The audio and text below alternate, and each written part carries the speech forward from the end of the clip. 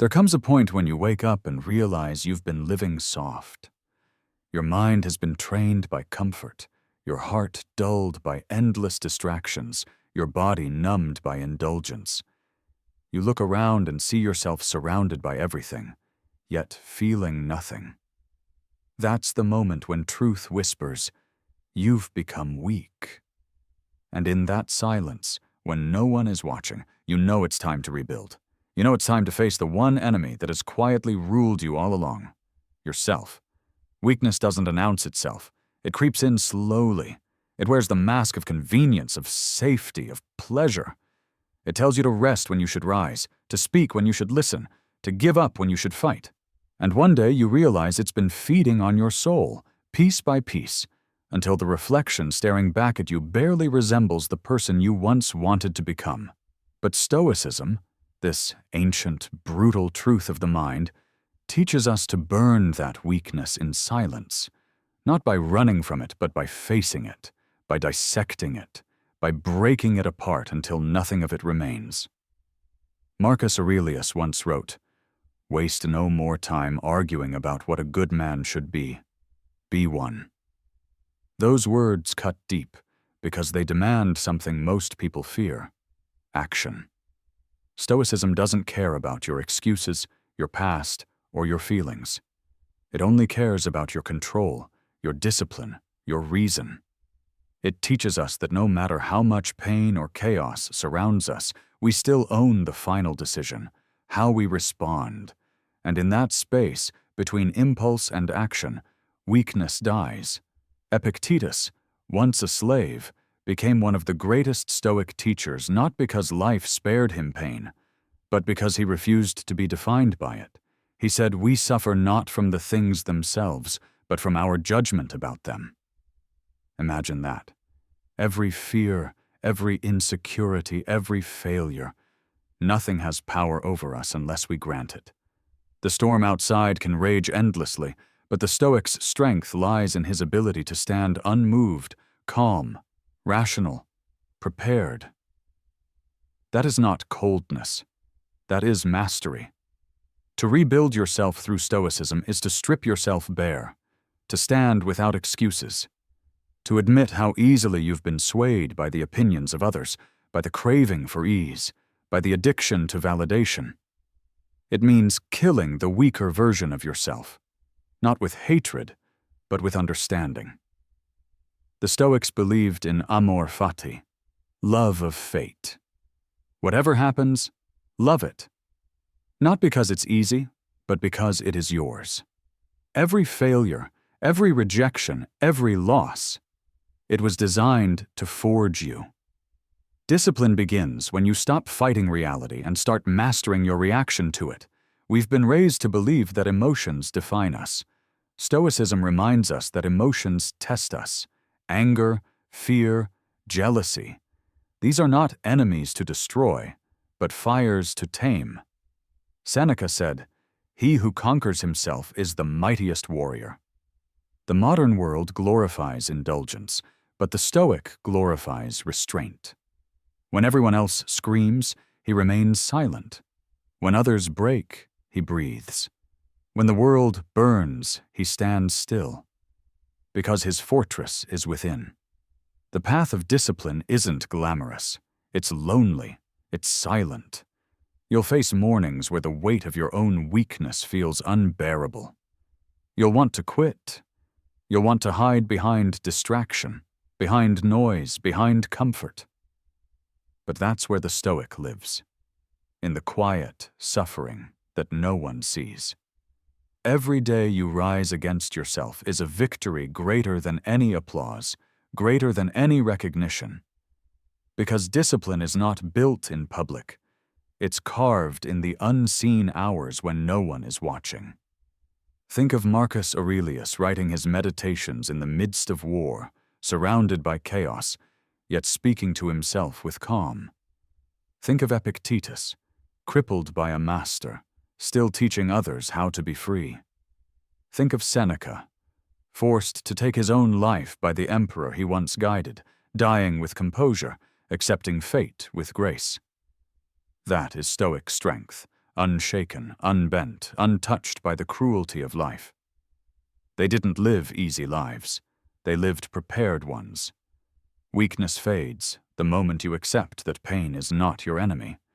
The Stoic does not wish for an easier path. He wishes for the strength to walk the one he has. Life will break you down to zero again and again. But from that zero, the disciplined rebuild. Every setback is a forge. Every heartbreak is a lesson. Every failure is a mirror showing what must still be refined. The Stoic rebuilds not with anger, but with clarity. He doesn't scream at the storm. He learns how to walk through it. We live in an age of noise. Everyone wants to speak, but no one wants to listen. Everyone wants results, but no one wants repetition. Stoicism demands the opposite. To build discipline, you must do the work no one claps for. Wake early when the world still sleeps. Control your impulses when no one is watching. Endure insult without resentment. Practice patience when chaos demands haste. That's where strength hides, in the 1,000 quiet moments that shape a mind capable of peace amid madness. The weak man reacts, the Stoic responds. The weak man blames the world, the Stoic studies himself. The weak man seeks comfort, the Stoic seeks challenge. Discipline is not punishment, it is freedom. Freedom from the chaos of desires, from the slavery of emotions, from the illusion that happiness lies outside of your control. When you train your mind to endure, the world loses its power over you. No insult can shake you, no failure can define you, no loss can destroy you. It's easy to talk about Stoicism. It's hard to live it, because living it means losing parts of yourself that once felt alive. The ego, the pride, the craving for approval. It means standing alone, sometimes misunderstood, sometimes mocked, but never broken. It means walking into pain willingly, knowing it will refine you. And the beautiful paradox is this: when you stop running from suffering, suffering itself loses its hold on you. Every day offers a test. Someone will provoke you. Something will go wrong. Your plans will fail. But remember what Marcus Aurelius wrote: the impediment to action advances action. What stands in the way becomes the way. The obstacle is not blocking your path, it is your path. Discipline grows where resistance lives. Weakness hides where comfort thrives. If you can embrace that, if you can see every hardship as training, you'll find that nothing can truly defeat you. The Stoic way is not about suppressing your emotions, it's about mastering them. It's about feeling deeply, but acting wisely. It's about transforming every inner storm into calm understanding. You cannot stop pain, but you can decide what it means to you. You cannot control others, but you can master your own conduct. You cannot dictate the future, but you can prepare your mind for whatever it brings. That's the essence of discipline. Order within chaos. Rebuilding yourself from weakness is not a one-time act. It's a lifelong practice. Each morning you rise to face yourself again. You remind your mind who commands it. You sharpen your reason. You strengthen your will. You breathe. You observe. You endure. You fall, and you rise again, each time stronger, calmer, more in control. That's what Stoicism destroys. Not your humanity, but your fragility. When the world collapses around you, when people betray you, when fate strikes without mercy, remember this: nothing real can be taken from you. Your integrity, your courage, your reason, these belong to you alone.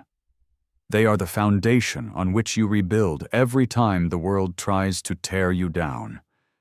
The Stoic knows loss is inevitable, but defeat is optional. We all begin as fragile. We all fall into weakness. But through discipline, through acceptance, through control, we are remade. The Stoic life is not about escaping suffering. It's about transcending it. It's about becoming the kind of person who walks through fire and emerges unburned, not because the fire was kind, but because the soul was stronger. And one day, when you look back, you'll realize that every moment of pain, every doubt, every fall was necessary, because it stripped away what was false, revealing the only thing that ever mattered, the unbreakable core of who you are. The Stoic does not become strong by accident. He becomes strong by choosing it again and again until strength becomes his nature. Until discipline is no longer effort, it's identity. So when life breaks you, thank it. When you fail, learn. When you feel pain, breathe. For every moment is your training ground, every obstacle your teacher, every struggle your forge. And when the world wonders how you became unshakable, you will know the truth. Weakness wasn't destroyed by force. It was outgrown by wisdom.